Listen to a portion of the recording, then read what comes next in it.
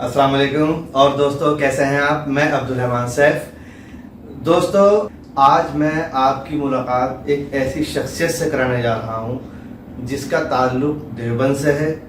देवबंद जो एक इल्मी सरजमीन है, लेकिन ये वो शख्सियत है जो मुनफरिद है।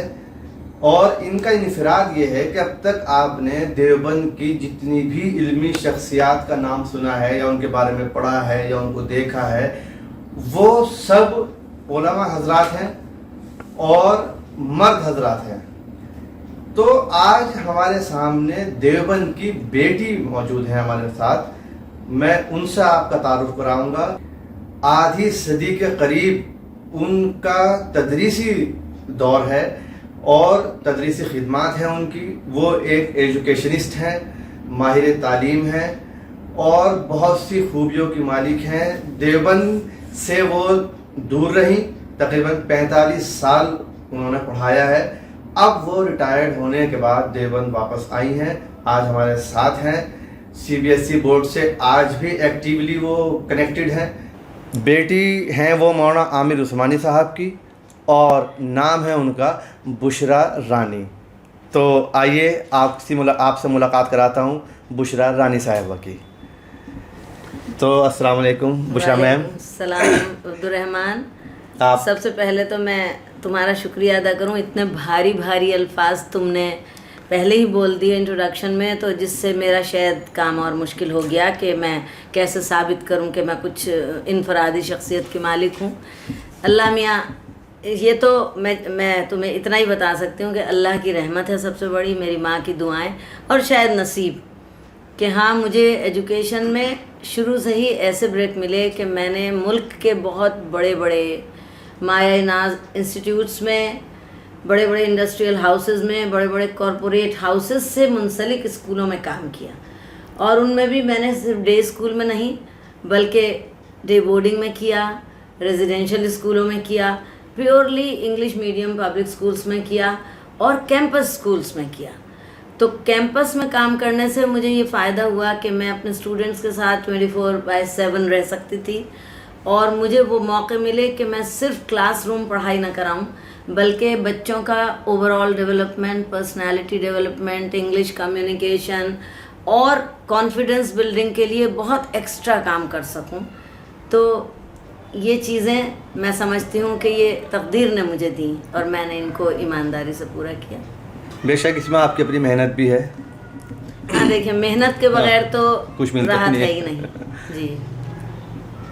तो बुशरा मैम, आपका खैर मकदम है शुक्रिया मेरे शुक्रिया। खरे खोटे के इंटरव्यू में मेरे यूट्यूब चैनल पर। और जैसा कि कुछ सवाल मैंने मुंतखब किए हैं जो मैं चाहता हूं कि आप उनका जवाब दें, और उनके जवाब न कि सिर्फ मेरे लिए अहम हैं बल्कि हमारे सामाईन के लिए, नाज़रीन के लिए और माँ बाप के लिए भी बहुत ज़रूरी हैं जिनके बच्चे पढ़ रहे हैं, जो अपने बच्चों के बारे में फ़िक्र करते हैं। तो यकीनन हमारे इस इंटरव्यू से लोगों को फ़ायदा पहुँचेगा। तो आपने हिंदुस्तान के एक से बढ़कर एक स्कूल देखे हैं, उनमें अपनी खिदमत दी। 45 साल का एक तवील अरसा जो है वो गुज़र चुका है। तो आप अपने कुछ तजुर्बात और मुशाहिदात से हमें आगाह करें, हमें कुछ बताएं कि आपने इतने तवील अरसे में कैसे कैसे वक्त देखे और क्या क्या बच्चों को सिखाया, क्या पढ़ाया, इस बारे में कुछ बताएं। हाँ, बहुत अच्छा सवाल है और बहुत डिटेल्ड आंसर इसका यूँ तो चाहिए। 45 साल बहुत बड़े लंबा वो है, मगर वो कूज़े में दरिया भरने की भी मुझ में शायद सलाहियत इतनी फ्लुएंट उर्दू में तो ना हो, लेकिन I will try to tell you. जैसा मैंने आपसे पहले कहा कि एक तो मुझे हमेशा बहुत ही एक्सीलेंटली प्रेस्टिजियस स्कूलों में काम करने को मिला। और जब आप किसी जगह ज्वाइन करते हैं तो वो बिल्कुल ऐसा होता है कि जैसे आपका किसी फैमिली में शादी होती है तो उसी के तर्ज पे आप ज़िंदगी गुजारते हैं। तो अगर स्कूल इतने हाईली इन्फ्लुएंशियल और purely English medium and progressive schools थे तो उनकी डिमांड्स भी बहुत थी, उनके बेंचमार्क्स भी बहुत थे, उनके पैरामीटर्स बहुत ऊंचे थे। तो उसकी वजह से मेरा जो जुनून था पढ़ाने का, उसमें बहुत ज़्यादा कोशिश भी की गई, मेहनत भी की गई और उसे खूब से खूब तर बनाने के लिए हम लोगों को बहुत कुछ सिखाया जाता था। तो ये जो सीखने की चाह है, जैसे कि लोग कहते हैं कि भाई किसी भी स्कूल में ठीक है टीचर बन गए, मुझे ऐसा लगता है कि teaching is not just a profession, it's a passion, एक जुनून है। बेशक। आपको कुदरती या तो आप अच्छे टीचर होते हैं या नहीं होते, मुझे ऐसा लगता है। जैसे कि अब्दुल रहमान भी एक बहुत अच्छा टीचर है, क्योंकि वो जिस टॉपिक को भी लेता है अपने खरे खोटे में, नाम भी बड़ा अच्छा है, तो उसमें खरा खरा ही सुनाता है, खोटों को नहीं चांस देता। और यही एक आज के दौर के जवान के लिए बहुत पुरुम्मीद बात है। बहरहाल मैं अपनी कहूँ कि जैसा मैंने बताया कि मैं बोर्डिंग स्कूल्स में थी और रेजिडेंशियल स्कूल्स में, तो उसमें सिर्फ ये नहीं था कि बस आपने क्लास में कोर्स पूरा किया, आंसर लिखवाए, कॉपी चेक की और बाय खुदा हाफिज़। हम लोग शाम को physical education, sports, cultural activities, public speaking, English communication, Hindi communication, और मैं शायद खुश नसीब थी उसमें। जाहिर है जिस बाप की का खून मेरी रगों में है, और मेरी वालदा ख़ुद एक बहुत ही सलीस उर्दू ज़ुबान बोलने वाली एक ऐसे ख़ानदान की थी कि जो वो एक हर्फ भी गलत होता था तो काफ़ी सुनाती थी कि ये ऐसे क्यों बोला। तो शायद ज़ुबान को वो जो की दुरुस्तगी जो मिली, या प्रोनंसिएशन या फोनेटिक्स जो मिला, वो मेरे माँ बाप से मेरे रगों में आया, ख़ानदानी है, जो आगे सामईन और ये सारे ऑडियंस अक्सर अब्दुल रहमान का सुनते हैं। तो वो चीज़ जो मिली उससे मुझे बहुत से चांसेस मिले। जैसे कि जब कोई बड़ी सेलिब्रिटी आती थी, मैं आपको बताऊं, मैंने भारतीय विद्या भवन में जो एक कल्चरल हब है इंडिया का, उसमें काम किया। उसमें भी बोर्डिंग स्कूल्स थे। उसमें भी अक्सर ये हुआ कि हमने कोई प्रेजेंटेशन तैयार किया, ऑल इंडिया रेडियो ने हमारा चुन लिया, क्वालिटी। उसके बाद मैंने राजस्थान में बोर्डिंग स्कूल में काम किया। वहाँ बिल्कुल ऐसा लगता था कि ये, जिसे आप इंग्लिश में तो ओएसिस कहते हैं, उर्दू में नखलिस्तान कहते हैं, वो स्कूल बिल्कुल ऐसा था। और पिलानी का जो नाम है, मुझे वहाँ बहुत ऑफर्स अच्छे आए। मगर बाद में मुझे आदित्य बिरला ग्रुप में, शायद मेरी तकदीर में था कि मैं 1984 से 2020 तक मैंने बाद में वहाँ काम किया।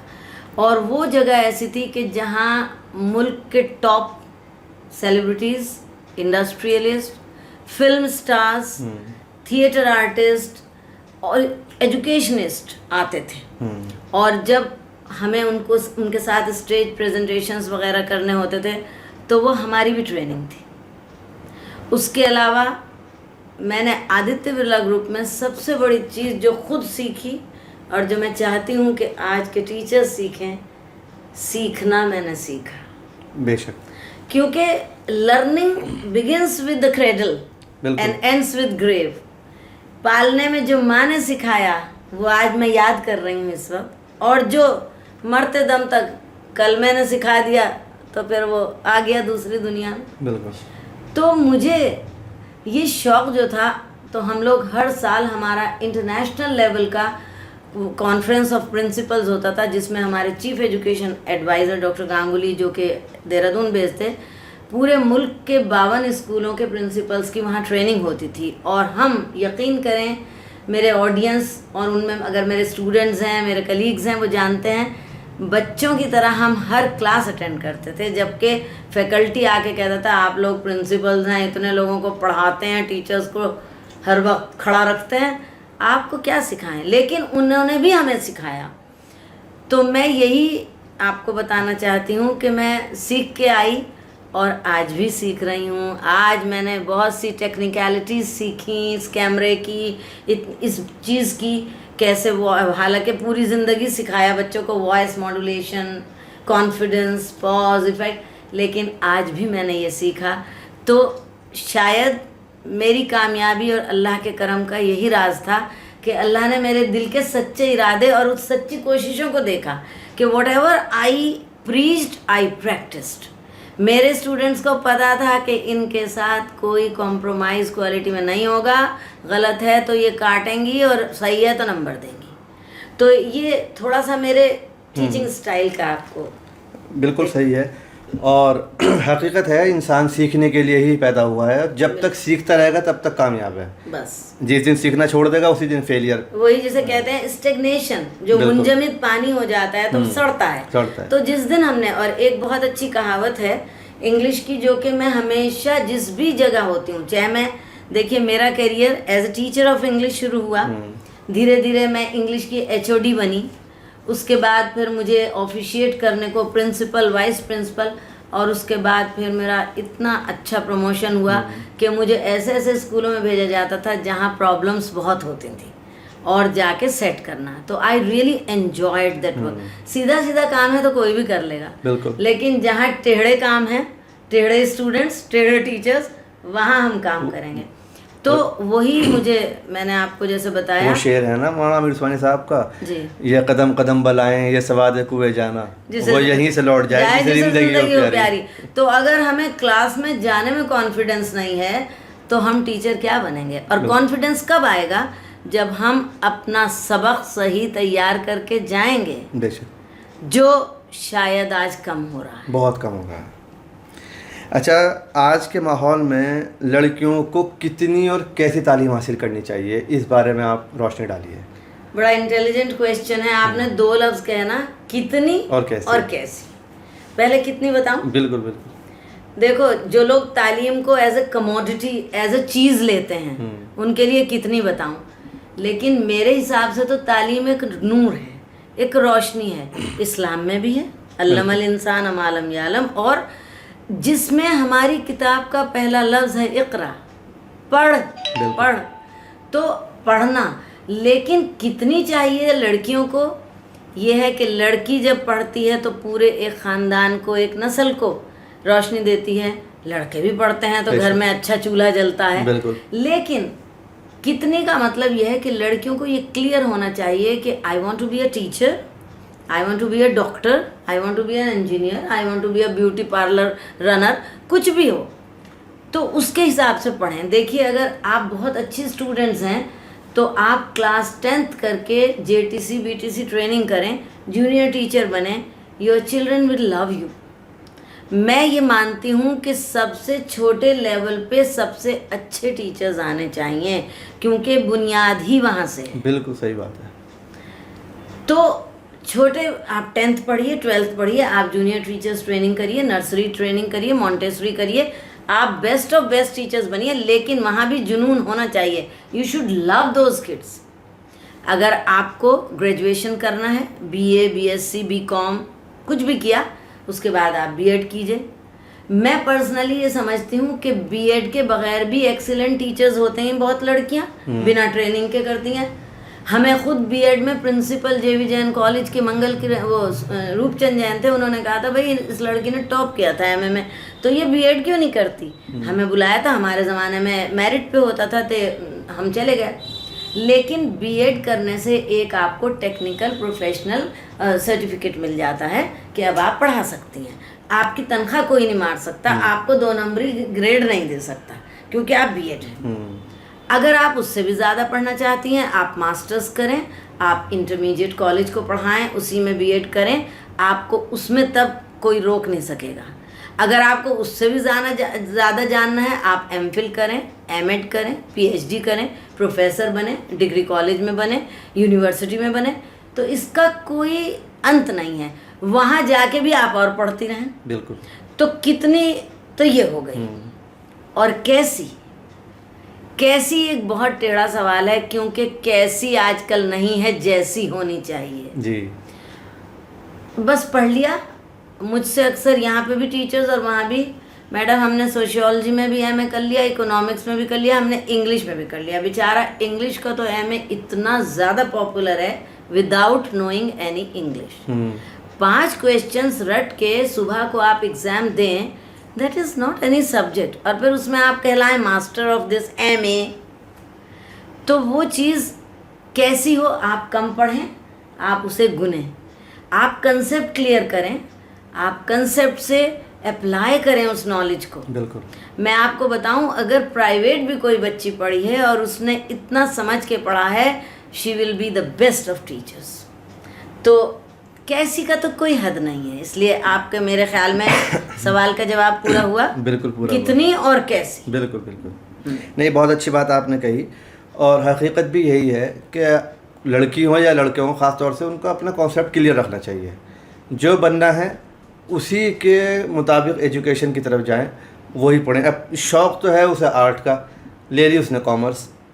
यहाँ मैं आपको एक्स्ट्रा, शायद ये आपका क्वेश्चन ना हो, मेरे इतने लंबे तजर्बे में बहुत ज़्यादा लोग ऐसे आते थे जो इंटरव्यू क्लास 11th का जब होता था, and I used to be in the board being the senior most, तो मैं कहती थी भाई तुम्हारे बच्चे के 55% नंबर आए साइंस में, तुम पीसीबी और पीसीएम दिलवा रहे हैं। मैडम हमें आपको क्या, मेरा बच्चा तो सुबह को डॉक्टर बनेगा, शाम को इंजीनियर, या सुबह को इंजीनियर शाम को डॉक्टर, भाई बनाओ। अब वो लोग पीएफ से भी लोन लेके अपना बच्चा पढ़ा रहे हैं, बट 2 साल बाद बच्चे को डिक्लेयर किया जाता है कि he is not fit for technical knowledge. तो 2 साल बेकार किए। और मुझे लैंग्वेज का शौक़ था, मैंने लैंग्वेज पढ़ी। मेरे बेटे को शौक़ था कि वो जाए पब्लिक रिलेशंस में। मैंने कहा तुम जो करो, लेकिन जो करना फर्स्ट क्लास करना। चपरासी भी होता है फर्स्ट क्लास, चपरासी को सब चाहते हैं, स्कूल के चपरासी को सब बुलाते हैं, ए भैया उन्हें बुलाना बड़ा समझ का काम करते हैं। आप क्लर्क हैं, आप फर्स्ट क्लास क्लर्क बनिए, 3rd ग्रेड डॉक्टर ना बनिए जो बद्दुआएं लें। बिल्कुल। तो जब डॉक्टर बनना ही नहीं उसको आ रहा, तो माँ बाप के पैसे से थोड़ी बनेगा। सही। देखिए degree is just a document, it's a piece of paper. Degree आपको अपने वक्त से और अपने बाप के पैसों से मिल जाती है, लेकिन उसको अगर आप गुनते नहीं तो वो सिर्फ एक कागज़ का टुकड़ा है। आप में वो डिग्री ना हो और आप काबिल हों तो लोगों को ये लगता है बहुत पढ़े हुए हैं, ऐसा सोचते हैं। तो असल काबिलियत वो है। बिल्कुल बिल्कुल। अच्छा, आजकल हम सबके सामने एक बहुत बड़ा जो मसला है वो है मोबाइल का और बड़े भी इससे मुतासिर हैं, लेकिन बच्चों को ख़ास तौर से देखा जा रहा है तो मोबाइल का तालीम पर कितना असर पड़ रहा है। और जैसे आजकल ऑनलाइन क्लासेस का सिलसिला शुरू हो गया है, तो क्या बग़ैर मोबाइल की तालीम मुमकिन नहीं है? नहीं, आपने ये जो लफ्ज़ कहा ना कि भाई असर क्या पड़ रहा है, देखिए ये बहुत एक मतलब एक रिलेटिव टर्म है, क्योंकि जब हवा चलती है तो वो हमें ना लगे ऐसा हो नहीं सकता। बिल्कुल। ज़माने की हवा है। अगर मैं आपसे कुछ एंटी मोबाइल कहूँगी तो लोग, आपके व्यूअर कहेंगे कि ये दकियानूसी औरत है। मैं भी मोबाइल यूज़ करती हूँ, आप भी करते हैं, आपके बच्चे, लेकिन जो तरीक़े हो गए हैं, हर चीज़ की हदें लोगों ने पार कर दी हैं। टीचर्स ने ये समझ लिया ऑनलाइन टीचिंग है, जाओ गूगल से ये प्रोजेक्ट तैयार करा लो, जाना यूट्यूब में देख लेना। जब वो नहीं था तब कहाँ से आपने पढ़ के बताया? तो एक तो स्कूलों में ये हो गया कि सारे प्रोजेक्ट्स गूगल बेस्ड हैं, नेट बेस्ड हैं, इंटरनेट से ले लो, और दुकानों में प्रोजेक्ट मिलते हैं, शायद देवबंद में भी मिलते होंगे। मेरा तो ऐसा कोई तजर्बा देवबंद के बाज़ार का नहीं है कि वो कहते हैं फ़लाने स्कूल के सारे प्रोजेक्ट्स यहाँ मिलते हैं, हिस्ट्री के, फिज़िक्स के, बायो के। तो जब आपने ख़ुद बच्चों को हलवा पकाकर दे दिया तो फिर बच्चे तो वो हलवा खा रहे हैं जिस हलवे में उनके काम की चीज़ें ज़्यादा हैं, और जो हम लोग रोकते हैं वो है। तो देखिए जिस तरह जो चीज़ अगर शैतान ने कहा कि नहीं यही खाओ, तो फॉरबिडन एप्पल, बिल्कुल, वो उसको उर्दू में क्या कहते हैं, कोई ऐसा जो दाना गंदुम था। तो इस इंसान की फितरत है, जो मना करेंगे वही करें। तो जब बच्चों को रोक टोक नहीं है तो वो तो माओ से ये कहते हैं कि मैडम ने असाइनमेंट दिया, मैं मेरा वो चार्ज करा दो और मेरा इतने का ये लगवा दो, मैं इससे होमवर्क करता हूँ। अब इसमें फिर वही माँ, पढ़ी लिखी माँ का रोल आएगा कि पहले तो वो चाइल्ड लॉक लगाएं कि भाई क्या, और फिर माँ बाप को स्कूल के टीचर से तो अब पेरेंट्स का बहुत अच्छा कांटेक्ट है, तो माँ बाप को डायरी में ये देखना चाहिए कि what exactly is the work, कि बच्चा मोबाइल से क्या देख रहा, और वो वर्क क्या अच्छी माँ भी बता सकती है। बिल्कुल। पहले भी तो लोग पकौड़ी बनाते थे, लेकिन अब यूट्यूब से क्यों पकौड़ी बने, गूगल से क्यों पकौड़ी बनती है, ये मुझे नहीं समझ में आता। हर चीज़ उससे है। और एक ये कि रात को माँ बाप भी देख रहे हैं मोबाइल और टीवी, बच्चे भी देख रहे हैं, बात नहीं कर रहे हैं आपस में, इधर उधर सब मोबाइल देख रहे हैं, और बस मुंह में खाना जा रहा है लेकिन मोबाइल, तो कौन रोकेगा? टीचर्स रोकेंगे क्या? माँ बाप। लेकिन मैं as a teacher, as a दादी नानी, मैं अपने बेटी बहू पे तो ये देखती हूँ कि हाँ दे आर वेरी स्ट्रिक्ट, लेकिन मैं ये माँओं से कहती हूँ और मैं एज अ टीचर कह रही टीचर से, प्लीज़ आप किताबी पढ़ाई को बढ़ावा दें, आप मोबाइल को मत बढ़ावा दें। मैं अपनी ज़िंदगी में आज बहुत सुकून से, बड़ी आजिज़ी से ये कह सकती हूँ कि आप ऑल ओवर द वर्ल्ड मेरे स्टूडेंट्स हैं, उनके पेरेंट्स और उनके भी बच्चों से पूछिए, मैंने हमेशा बुक रीडिंग को ही एनकरेज किया। किताबों के मेले, book fairs, book reading competition, morning assembly में बुक रीडिंग, स्टोरी टेलिंग।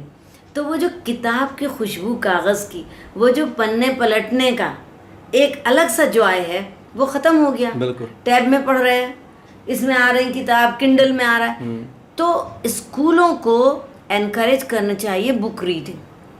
अगर क्लास में हफ्ते में एक दिन लैंग्वेज टीचर्स इंग्लिश के, हिंदी के, उर्दू के, संस्कृत के, किसी भी लैंग्वेज के हों, वो बच्चों से कहें एक हफ्ते में किताब ये वाली स्टोरी पढ़ो, सैटरडे में इसका रिव्यू बनाओ, संडे में थोड़ा तैयार करो, मंडे में आके क्लास में सुनाओ, and the best narration will get an award. बिल्कुल। अवार्ड कुछ नहीं, टीचर अपने पास से एक अच्छा सा पेन दे दे या चॉकलेट्स बांट दे या बच्चों को कुछ ऐसे ही बना दे कि आप स्टार ऑफ द क्लास हैं, तो वो एक बहुत अच्छा शौक है, वो मर रहा है। किताबें पढ़ने का जो फन है वो मर रहा है। बिल्कुल। और हम जैसे लोग जिनका सिर्फ रिश्ता प्रोफेशनल किताबों से नहीं था, हमारे खून में है वो चीज़ें, हमें तो अफसोस होता है।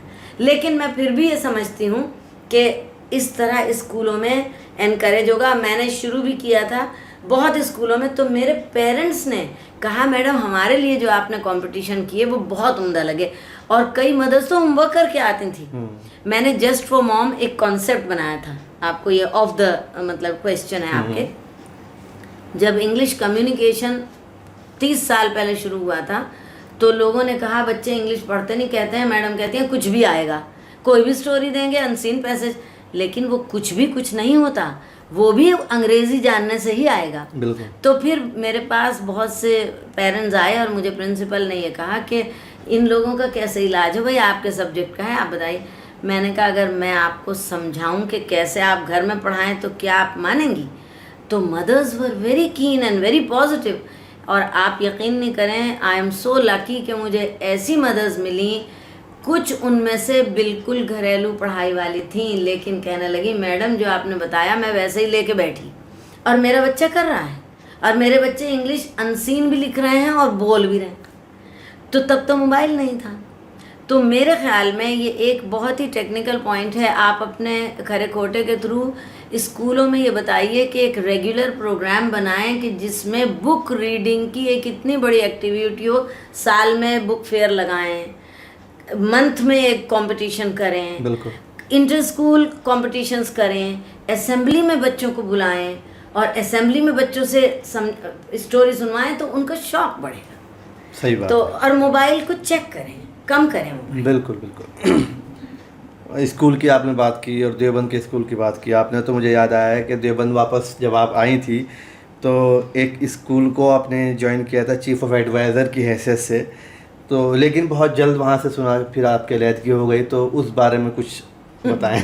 हाँ, बहुत अच्छी तुमने बात कही। एक तो तुमने कहा कि मैंने ऐसा सुना, और एक फिर अलहदगी वर्ड कहा। ये कभी कभी बहुत नाजुक होता है अलहदगी वर्ड। मैं खुश हूँ क्योंकि जिन लोगों ने मुझे अप्रोच किया बहुत जज्बे के साथ आए, सच्चे जज्बे के साथ, और मुझे सबसे बड़ा उनका एक जुमला था जो कि अल्लाह गवाह है कि उन्होंने ये कहा, एंड आई लाइक्ड इट। उन्होंने ये कहा कि हमारे पास इंफ्रास्ट्रक्चर है, सब कुछ है, मगर हमारे पास स्कूल चलाने का शऊर नहीं है। वर्ड शऊर ही यूज्ड, एंड कहने लगे कि अच्छा स्कूल।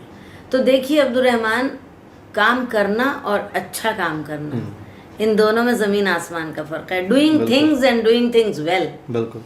तो उन्होंने जब कहा तो मुझे इतना अच्छा लगा कि ये बहुत काबिल आदमी हैं और इनके पास अपनी ज़मीनें हैं और इनके पास इंफ्रास्ट्रक्चर है, स्कूल है, मगर इनके पास ये है कि कोई मिले कि इनको ये बताए कि कैसे स्कूल अच्छा चलता है। तो मैंने बहुत खुशी से, and I don't want to be any principal और ये और वो, चीफ एडवाइज़र, राय देनी है। तो उसके बाद मैंने अपने सच्चे जुनून से जो शुरू किया, तो मैं शॉर्ट में ये बताऊं कि मुझे जो मेरी लाइफ की फ़िलॉसफी है और शायद आप लोगों की भी है कि कोई भी अच्छा स्कूल इंफ्रास्ट्रक्चर से अच्छा नहीं होता, फैसिलिटीज़ से नहीं होता, एयर कंडीशन क्लासेस से नहीं होता।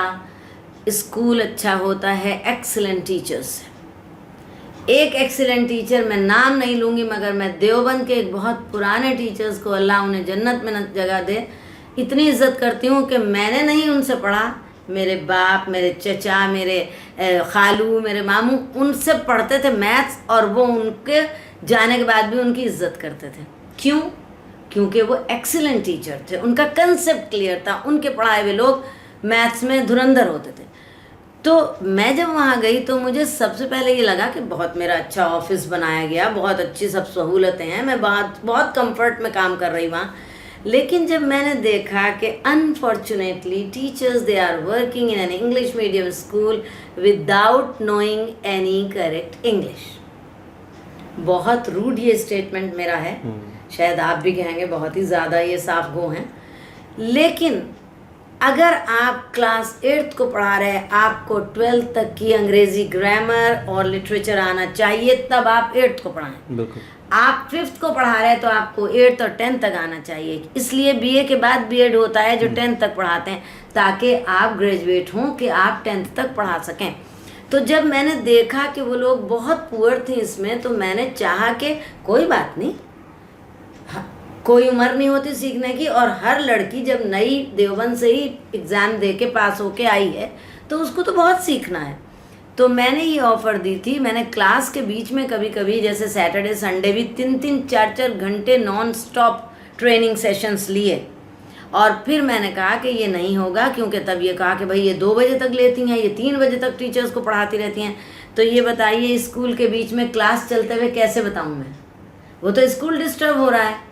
तो फिर मैंने कहा कि मैं या तो 2 से 6 तक शाम को, या 5 तक, या 3 से 6 मैं शाम को इवनिंग क्लासेस लगाऊं, क्योंकि मैंने अपनी पूरी ज़िंदगी इवनिंग क्लासेस में ही पर्सनालिटी डेवलपमेंट और कम्युनिकेशन क्लासेस ली हैं, इंजीनियर्स की भी ली हैं, डॉक्टर्स की भी ली हैं, मैनेजर्स की भी ली हैं, अलग टाइम में। तो भाई उन टीचर्स ने ये कहा कि मैडम हम नहीं आ सकेंगे, क्योंकि हमारे पास तो ट्यूशन्स इतनी हैं। भाई मैंने कहा मैंने ज़िंदगी में कभी ट्यूशन्स हमारे यहाँ अलाउड नहीं थी, लेकिन फिर मैं समझ गई भाई I work in international companies, उनके पास बहुत पैसा था, वो बहुत देते थे, वो शाम का भी अलाउंस देते थे, लेकिन वो बच्चियां कहने लगी हम नहीं आएंगे शाम को। तो देखिए अब्दुल रहमान, ये मेरी एथिक्स, मेरे कैरेक्टर और मेरी वैल्यूज़, मेरी कदरों के ख़िलाफ़ है कि क्लास में गलत पढ़ाई जा रही है। मैं पेरेंट्स को नहीं ये कहूँगी कि हाँ बहुत अच्छा काम मेरा हो रहा, तो जब मैं वही फेल हो जाऊँगी तो मैं और क्या करूँगी। मैं अपने मकसद में ही कामयाब नहीं हूँ। मैंने ये कहा था 2 साल बाद अगर LKG का बच्चा 2 में आएगा या 1st में, तो वो अंग्रेज़ी बोलेगा, लेकिन वो बोलेगा तब जब क्लास टीचर उसको ऐसा मिलेगा जो सोचेगा भी इंग्लिश में और बोलेगा भी। तब बोर्ड लगाइए इंग्लिश मीडियम स्कूल। तो कहीं देखिए वो होता है ना एक तजाद, कॉन्ट्राडिक्शन सोच में, तो वो हुआ। मेरी गलती थी, तो मैंने यही सोचा कि it's not possible for me. और मैं देखिए झूठ काम सिर्फ कहने के लिए मैं नहीं कर सकती। मैं ये नहीं कह सकती बस जी मैं तो जा रही, बस मेरा लगा हुआ है ये काम, मैं एडवाइस दूँ। एडवाइस को आप अमली जामा पहना है। तो बस यही है, विद ड्यू रिस्पेक्ट, ना उनकी परेशानी ना मेरी। कोई राजी नहीं हुआ सीखने के लिए? वो बच्चियाँ मजबूर थी। अच्छा, सैलरी इतनी कम है, ट्यूशन ना पढ़ाए तो क्या करें? अब देखिए ये बात जो है, अगर मैं कहूँगी तो मुझे बहुत क्रिटिसिज्म इस पे शुरू के साल में सुनना पड़ा कि भाई ये तो इतने नोट कमा के आ गई कि इन्हें तो टाटा बिरला ने दे दिया, तो इनको क्या पता। बेशक मैंने ये कहा था पहले दिन कि मैं अगर ऐसा सोचूं भी तो मैं बहुत बेवकूफ़ हूँ। बिरला, टाटा हो या रिलायंस हो, अंबानीज हो, उनका तो अपना पैसा CSR में निकलता है कि भाई वो इतना बड़ा प्रोजेक्ट चला रहे एजुकेशन का, लेकिन कोई एक फैमिली स्कूल चलाए वो उतना नहीं दे सकती। लेकिन कहीं कोई तरीक़ा होना चाहिए कि इस क्वालिटी के टीचर को ये मिले, इस क्वालिटी को ये मिले, अगर अच्छा काम कर रहा तो उसका इंक्रीमेंट मिले, उसको कोई ऐसी चीज़ मिले। तो वो देखिए मैं मनी पार्ट में नहीं जाऊंगी, वो आपको भी पता है, आपके खुद बच्चे, आपकी बहनें बहुत डायरेक्टली इसमें हैं देवबंद में, तो वो आप देखें। मुझे तो देखिए ना पैसे का ज़रूरत थी। मैंने अभी भी जो मुझे सेकंड ऑफ़र आई थी, मैंने कहा था देखिए पैसा एक नहीं लूँगी, मगर वक्त की पाबंद नहीं होंगी, क्योंकि भाई आपके यहाँ टीचर्स भी प्रिंसिपल से लेके टीचर्स तक जब चाहे लेट आएँ, जब चाहे वो, मैं ये सब नहीं। आप जब चाहें मुझसे कुछ सीखना हो मैं सिखा दूँ। तो अब मेरा कैजुअल एटीट्यूड हो गया। बिल्कुल बिल्कुल, और सही भी है। तो अलहदगी वर्ड जो है वो इसीलिए वो हुआ। बहुत, जैसे कहते हैं ना, म्यूचुअल कंसेंट से हुआ, आपसी समझौते से हम अलग हो जाएं, बहुत अच्छी बात है।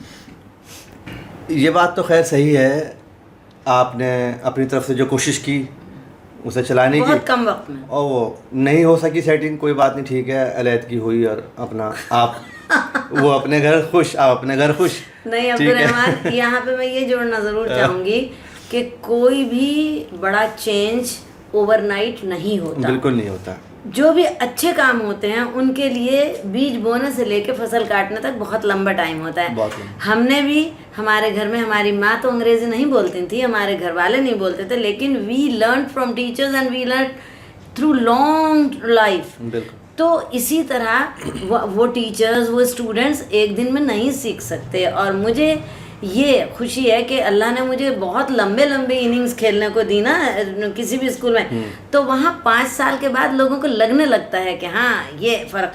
तो वो आपने जो कहा, वक्त कम और उम्मीदें ज़्यादा, बहरहाल छोड़िए। हाँ, खैर, अच्छा, टीचर से और लंबे वक्त से हमारा अगला क्वेश्चन कनेक्ट होता है कि बहुत दिनों से देख रहे हैं हम, अब जो है टीचर के लिए कुर्सी नहीं होती क्लास में। अच्छा, मैंने ये क्वेश्चन कहीं से पूछा भी नहीं, इत्तेफाक से मैं आज पहली बार आपसे ही पूछ रहा हूँ। तो अब सुबह से दोपहर तक कोई भी टीचर सारा दिन खड़े होकर पढ़ाए, वो चाहे जेंट्स हो या कोई लेडी हो, तो क्या ये सही है कुर्सी का ना होना, या कुर्सी होनी चाहिए? बड़ा इंटरेस्टिंग सवाल है अब्दुल-रहमान। ये बताओ, ये एक पेरेंट कर रहा है या एक थिंकर कर रहा है या एक प्रेजेंटर कर रहा है या एक टीचर्स का भाई कर रहा है? एक थिंकर कर रहा है, जिसने देखा, जो सोचा कि भाई थकन तो होती होगी टीचर को। देखो, तुम्हारा ये सवाल भी एक बहुत ही अच्छा सवाल है जिसके ईमानदाराना जवाब मुझे देना चाहिए कि इसमें ना फुल ब्लैक है ना फुल वाइट है। टीचर के क्लास से कुर्सी हटा दी गई, आपको ये तस्वीर आई ना, और शायद आपके बच्चे भी बहुत छोटे हैं, शायद कभी किसी ने आके कहा कि पापा वो मैडम ना एकदम कमर को पकड़ रही थी और उनसे बिल्कुल नहीं हो रहा था, फिर वो उन्होंने ब्लैक बोर्ड पे भी कुछ नहीं लिखा और कह दिया कि सब सर झुका के बैठ जाओ, मेरी तबीयत नहीं ठीक है। तो आप जैसा थिंकर ज़रूर सोचेगा। मैं भी इस चीज़ के ख़िलाफ़ हूँ कि बिल्कुल कुर्सी हटा दी जाए, लेकिन मैं आज उस साइड हूँ जहाँ मैंने वो जिया है। बिल्कुल। और आप उस साइड हैं जहाँ बहुत कंफर्टेबली सवाल कर सकते हैं। जी। मैंने बजाते खुद भी ऐसी ऐसी हालत में पढ़ाया है जब मुझे शाइटिका का पेन होता था और हम पूरी क्लास में घूम के पढ़ाते थे, क्योंकि हम इंग्लिश लैंग्वेज एंड लिटरेचर पढ़ाते थे और कुर्सी पे बैठ के ऐसे मज़ा नहीं आता। मैंने तब भी पढ़ाया है जब मैं टाइफाइड से बहुत लंबी एब्सेंस में थी और मेरी क्लास घर आती थी, मैं आधी लेट के गाँव तकिए से, और मैं बोर्ड की तैयारी करा रही थी। अब ये देखिए कि हम ये कहें कि हमारे तो लेट के भी बहुत अच्छा पढ़ाया गया, हम तो कुर्सी पे बैठ के भी देखते थे तो पूरी क्लास चुप, लेकिन नहीं। Best method of teaching is when you are walking, when you are going to every child. एक बच्चा बिल्कुल लास्ट में है, वह मज़े में बैठा, मैडम को थोड़ी कुछ समझ में आ रहा, तो आगे वाले बच्चों को डांट पड़े, नहीं, लास्ट बेंचर को भी देखना है। एक टीचर के एक्स्ट्रा आईज एक्स्ट्रा ईयर्स होते हैं, और अगर मैं सिर्फ बैठी रहूं तो बच्चे ये मानते हैं कि ये टीचर तो कुर्सी से चिपकी हुई है, इसकी क्लास में कुछ भी करो। तो वो सिचुएशन स्कूलों में 75% क्लासेस में होती है। उसमें एक अच्छा एडमिनिस्ट्रेटर प्रिंसिपल जो है, मैंने भी as a principal, as a mentor, मैं पूरे लोगों के सामने इसका एतराफ़ करती हूँ, मैंने भी ये तरीक़ा आजमाया। कुछ टीचर्स अगर 2 दिन थोड़ा सा खड़े हुए, तीसरे दिन आके कहेंगे मैडम हमें ना डॉक्टर ने मना किया है। तो ये क्या बात है? आप उस प्रोफेशन के लिए मेडिकली फिट ही नहीं है, तो आप फिर क्यों हैं उस प्रोफेशन में? बिल्कुल। तो ऐसा भी हुआ, लेकिन ऐसा भी हुआ कि मेरे साथ ऐसे टीचर्स थे जिनको डॉक्टर ने मना किया कि आपका फ्रैक्चर अभी सही नहीं है, क्रेप बैंडेज से भी वो करते रहे और क्लास में डिसिप्लिन रखा। The real purpose of removing the chairs was and is poor discipline in the class. अगर मछली बिक रही क्लास में, एक टीचर सब बैठा है और 8 बच्चों की कॉपियां चेक हो रही हैं और बच्चे वहाँ खड़े और पीछे वाले कागज़ के हवाई जहाज़ बना रहे हैं और 2 बच्चे बैठे हुए कुछ और देख रहे हैं। आजकल तो मोबाइल भी क्लास में पकड़े जाते हैं। तो वो टीचर बैठेगा, उसका तो कुर्सी क्या, उसका तो जॉब ही हटा देना चाहिए। बिल्कुल। तो ये सिचुएशंस अब्दुल रहमान स्कूलों में होती हैं। एक टीचर मशहूर थी कि वो आके कहती थी, please keep quiet, close your eyes, bend your head because I am having fever. If you are having fever better you take leave. बिल्कुल। तो भाई रोज़ ही फीवर होगा तो वो बच्चे जाके माँ बाप को कहते हैं, फिर माँ बाप पेरेंट्स मीटिंग में कहते हैं। और अब्दुल रहमान, मुझे ये खुशी है कि मुझे बहुत सख्तियों से सीखने को मिला। I learned the hard way. Aditya Birla group के जैसे अल्ट्राटेक सीमेंट आपने देखा है, नंबर 1 एशिया का सीमेंट, उसका क्या कैंपस होगा, क्या उसका यूनिट हेड होगा जो कि क्लस्टर हेड भी था। जब सुबह मॉर्निंग HODs की मीटिंग होती थी, वहाँ स्कूल के टीचर्स की कॉपियाँ तक पेरेंट्स ले जाते थे, क्योंकि हम लोग जाहिल, मतलब पेरेंट्स को जाहिल कहना नहीं चाहिए, हम लोग बिल्कुल इग्नोरेंट मासूम पेरेंट्स के बच्चे नहीं पढ़ाते थे। हम उनके बच्चे पढ़ाते थे जो इंटरव्यू में कहते थे इंजीनियर डॉक्टर के, is there a good school. अगर आपका स्कूल अच्छा है तो हम अपना नौकरी करेंगे, नहीं तो हम अपने बच्चे क्यों पढ़ाएंगे यहाँ। बिल्कुल। तो हम लोगों को चेयर भी वहाँ भी हटाई गई, क्योंकि वहाँ भी कुछ ऐसे लोग थे जो जान बचा के बस बैठे। तो ये तो आपका हुआ हटाने का। लेकिन इंसानी पॉइंट ऑफ व्यू से ह्यूमन राइट्स भी हैं।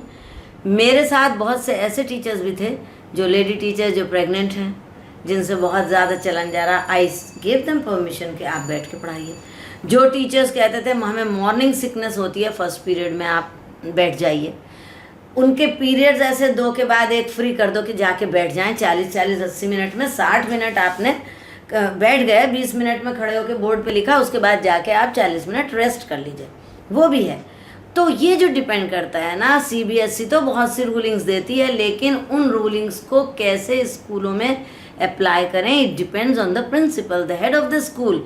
ये इंसानियत मेरी है कि मैं उनसे काम तो लूँगी एक्सेलेंट बोर्ड रिजल्ट, लेकिन जान नहीं लेनी। अगर उनको नहीं, उसको तकलीफ़ है तो उसको 1 महीने डॉक्टर ने कहा तो वो बैठ के पढ़ाए, but there should be perfect discipline. तो वो बच्चे भी जानते हैं कि किस टीचर की आंख में अथॉरिटी होती है और किस टीचर के सर पे नाचते हैं। बिल्कुल। तो ये जो चेयर वाला मामला है, ये wholly and solely discretion of the principal है।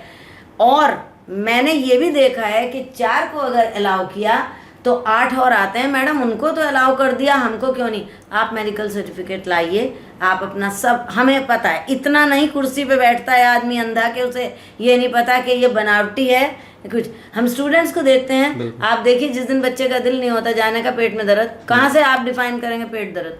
तो ये चेयरलेस क्लास जो है, इसकी वजह भी बहुत अच्छी है, और अगर इसको ना दें तो भी है, क्योंकि बहुत मिसयूज करते हैं टीचर्स जी। चेयर का। जैसे प्रिंसिपल्स भी, हम ऐसे प्रिंसिपल थे जो कॉरिडोर्स में ज़्यादा दिखते थे, टीचर्स को ट्रेनिंग देते में ज़्यादा दिखते थे, अपने ऑफिस के AC में नहीं बैठ रहे हैं ज़्यादा।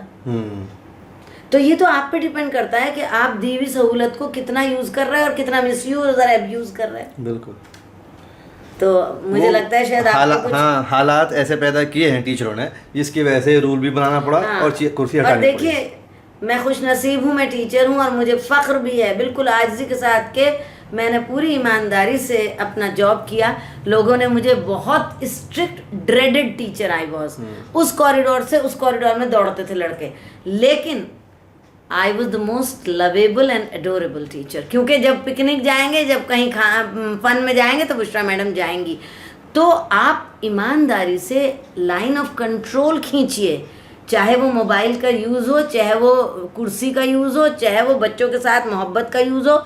मोहब्बत का मतलब ये नहीं है कि आओ मेरे सर पे नाचो, बेशक। Discipline and control authority. बिल्कुल बिल्कुल। जिंदगी तो डिसिप्लिन से ही चलती है, अपने घर में भी चलती है। बिल्कुल, बिल्कुल। आप अगर घर का दरवाज़ा अम्मा बिल्कुल खोल दें कि रात भर में जब चाहे लड़के आए, क्या होगा उस घर का? ख़राब हो जाएगा।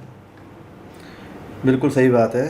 और एक दूसरी चीज़, बच्चों से मोहब्बत आपने कहा, तो बच्चों को जो मारने का एक सिस्टम था पहले, अब उसके ख़िलाफ़ बिल्कुल निज़ाम बना दिया गया है कि अब कोई बच्चों को टच भी नहीं कर सकता।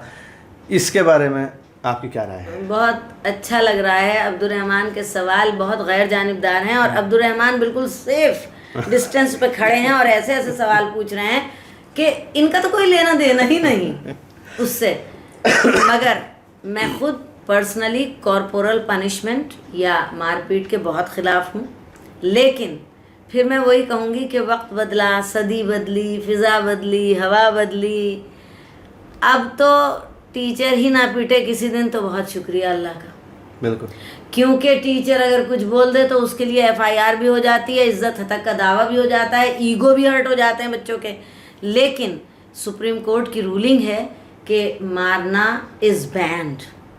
लेकिन मैं अनफॉर्चुनेटली ऐसे स्कूलों में, अभी लास्ट में मैं वहाँ से भी आई हूँ जिन स्कूलों से बिल्कुल लास्ट में मारते भी हैं, और जेंट्स तो ज़्यादा मारते हैं। लेडी टीचर्स भी जब बस नहीं चलता तो डस्टर भी उठा के मारती हैं, दूर से मिसाइल आ रहा।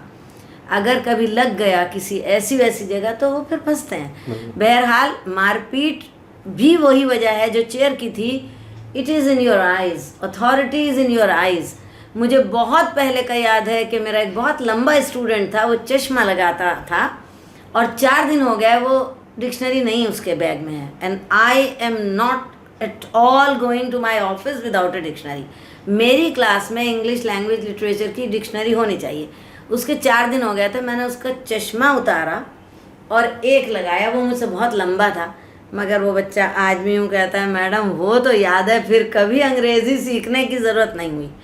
तो या तो वो था कि छोटा सा, और हमने ये सुना कि पीठ पे मार दो, लेकिन जब मुंह पे मारो या किसी का चश्मा टूट जाए, या आपने PTI ने फिज़िकल एजुकेशन में किसी को बहुत सख्ती से सज़ा दे दी, जाओ गो एंड हैव 10 राउंड्स, तो पता चला बच्चों को तकलीफ़ हो रही, कोई बच्चा बीमार है, उसको आपने इतना दौड़ाया वो कोलैप्स हो गया, तो उसके लिए अब स्कूलों में 100% मेडिकल हिस्ट्री बच्चे की जाती है कि आपके बच्चे को तो कुछ ऐसा नहीं है।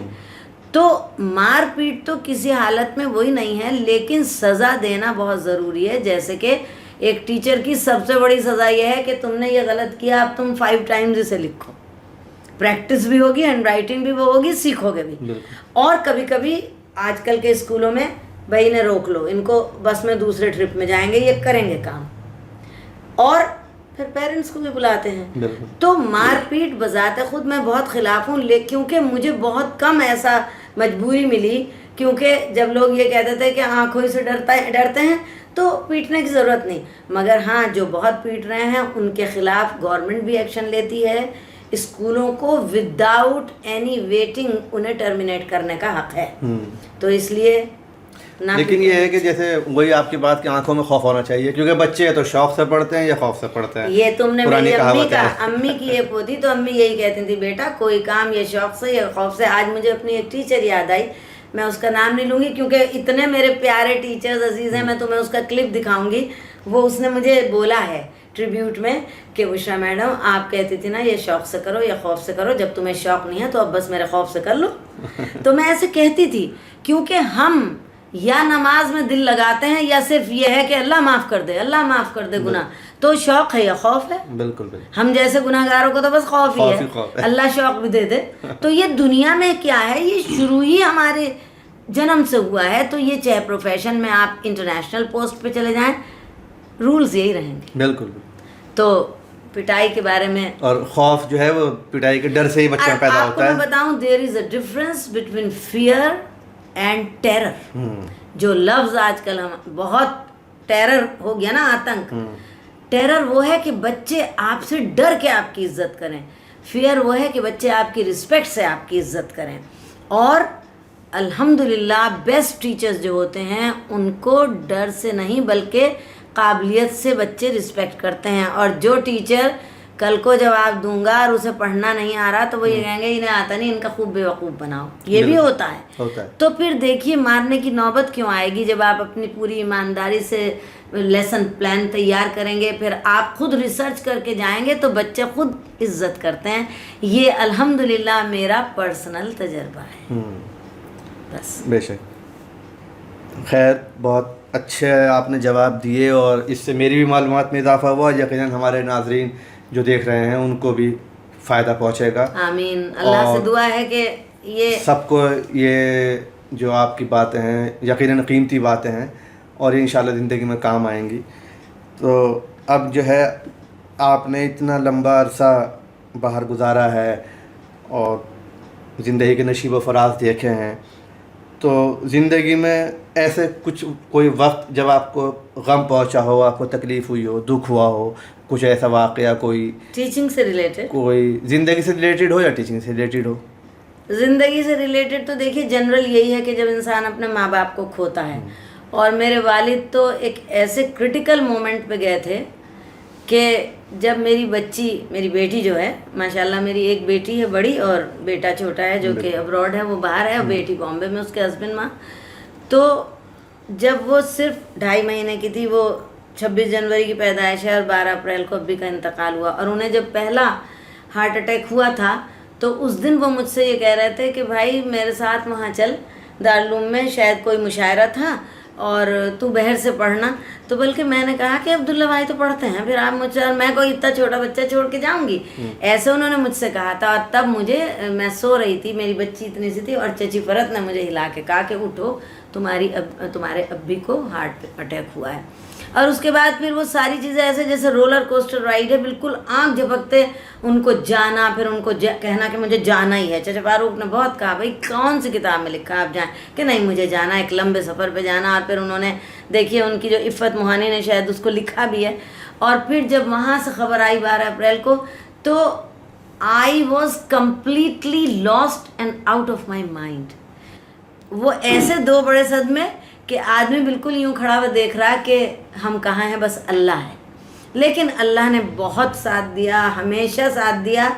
मैं तो हमेशा आदित्य बिरला मैनेजमेंट का, मेरे कलीग्स, मेरे दोस्त, मेरे फ्रेंड्स, मेरे रिश्तेदार, उन्होंने मुझसे पूछ के जुमा में मेरी वालदा की आखिरी नमाज हुई, और फिर मैं उसके बाद फिर मैं यहाँ भी आई, और फिर मेरे बच्चों ने मुड़ के नहीं देखा माशाल्लाह। उनकी तालीम, उनकी शादियाँ, आज उनके जॉब, या मेरी बेटी के हस्बैंड माशाल्लाह ऑल इंडिया के HR हेड है मैरियट होटल्स के, और मेरा बेटा is director GM of club Mahindra in Bangkok.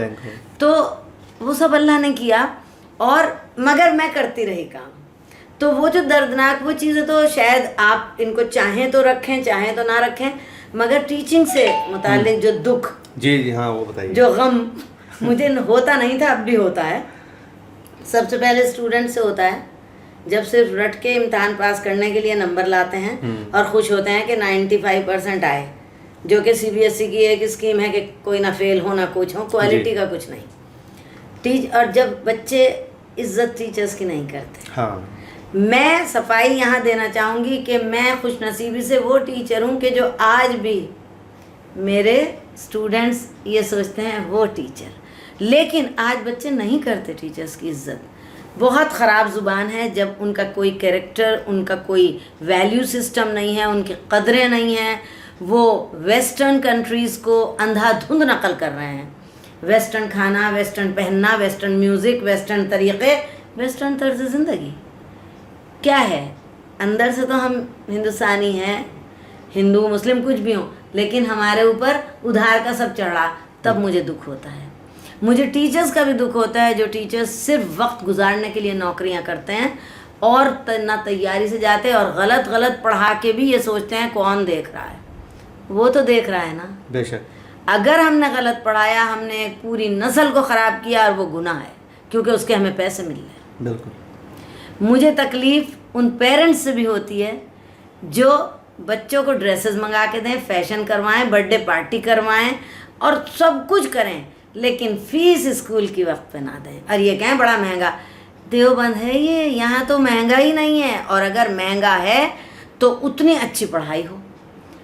तो उन पेरेंट्स को ये सोचना है, ये मेरा पैगाम है, ये मेरी रिक्वेस्ट है कि जो आप पढ़ाई में पैसा खर्च करते हैं, that is the best investment.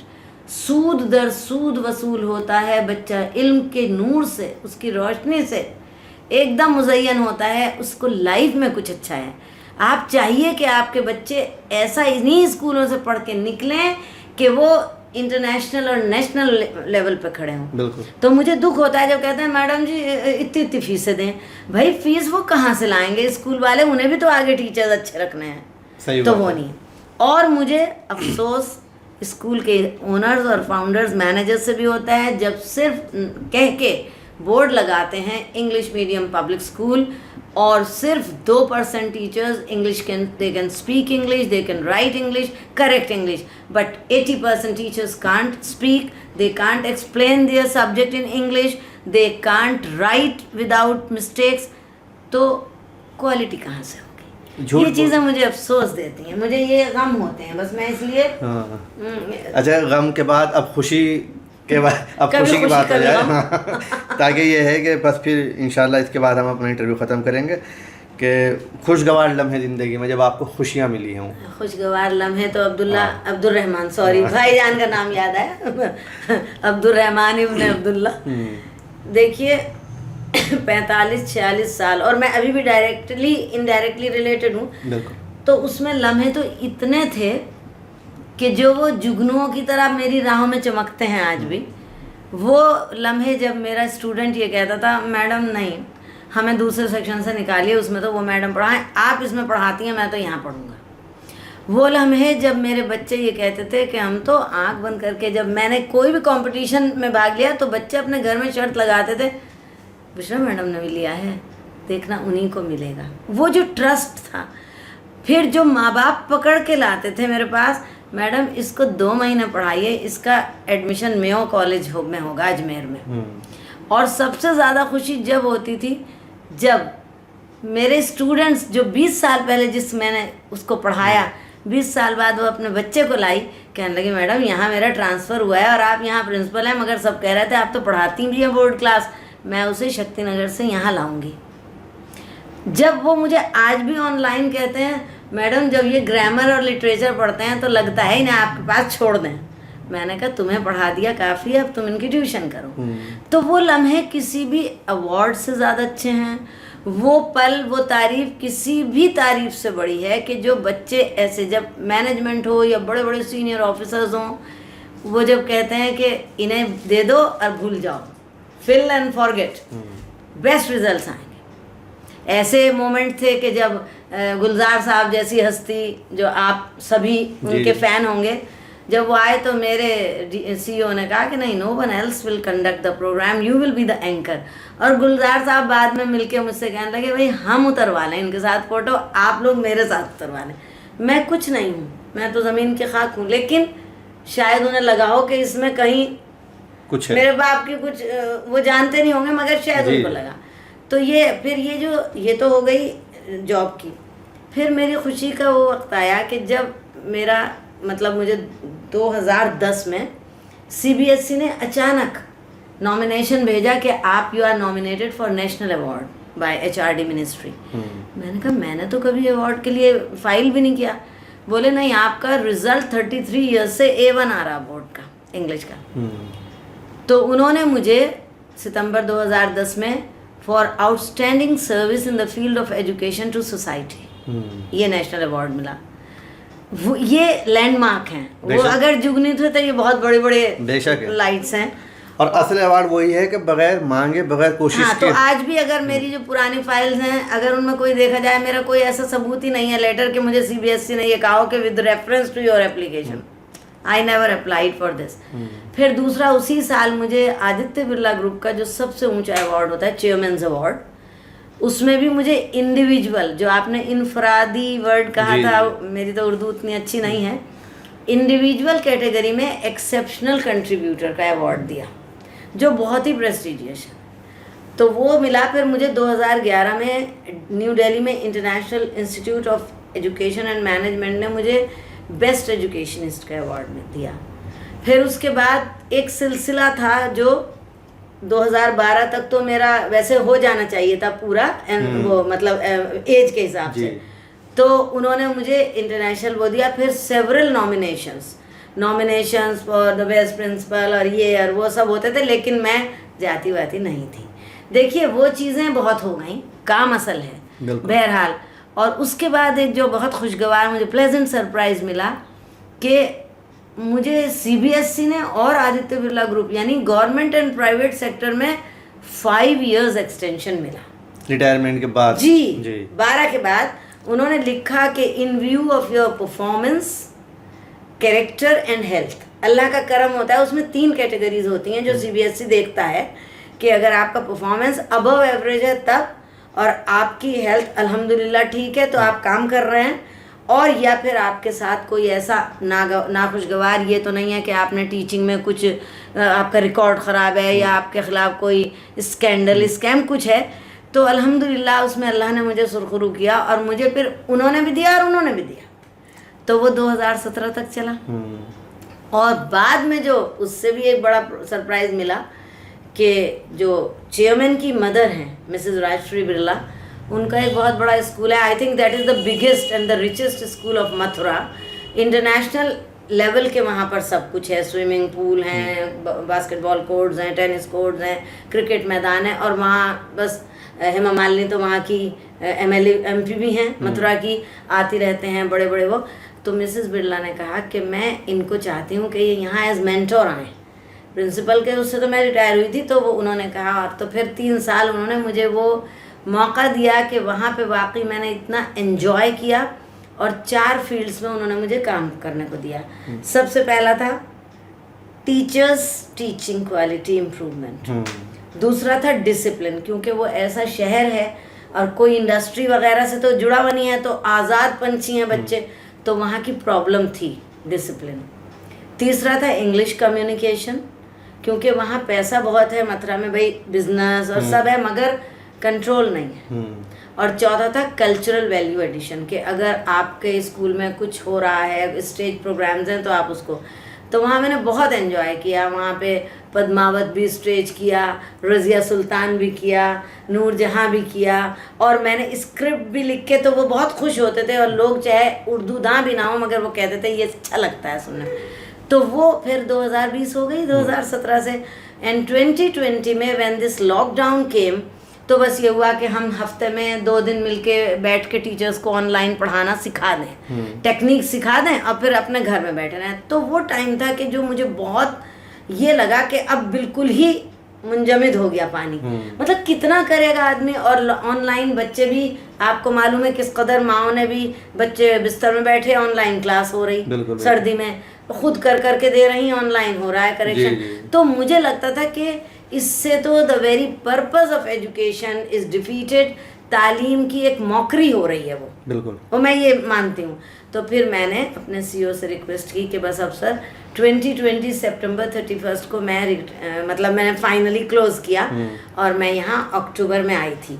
तो अक्टूबर एंड में मुझको जो अप्रोच किया गया था, नवंबर से मैंने काम किया था, फिर अगले, तो ये और एक खुशगवार वो थी। तो ये मेरी इस करियर की अल्लाह की रहमतों की वो मशलें हैं जिनसे मुझे तो रोशनी बहुत मिली। आगे मैं सोचती हूँ तुम्हारे थ्रू बच्चों को मिले, टीचर्स को मिले, स्टूडेंट्स को मिले, पेरेंट्स को मिले, और यही मेरा, हमने तो दिल जला के सरे राह रख दिया, अब जिसके जी में आए वही पाए रोशनी।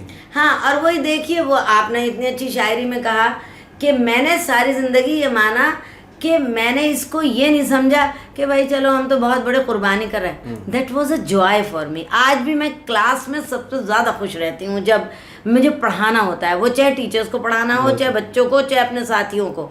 और ये मैं मानती हूँ कि देखिए जिसका दामन जितना वसी है वो उतना लेगा, हमारा काम देना है। अब कोई ले ले बहुत शुक्रिया, ना ले ले कूड़ेदान में फेंक दे। मगर मेरा मैसेज यही है स्टूडेंट्स से, टीचर्स से, पेरेंट्स से, स्कूल ओनर्स से, सभी से, कि एजुकेशन को एक इबादत की तरह लीजिए, एक जॉय की तरह लीजिए। You do what you enjoy and you enjoy what you do. आप 100 साल तक अगर अल्लाह आपको पढ़वाएगा, आपका दिल नहीं भरेगा। मेरा दिल आज भी टीचिंग से नहीं भरा।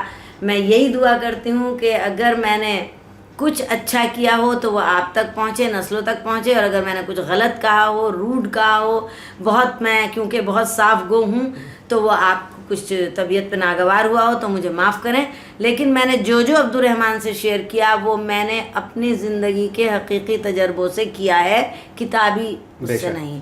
तो यही मेरा मैसेज है, यही मेरा पैगाम है।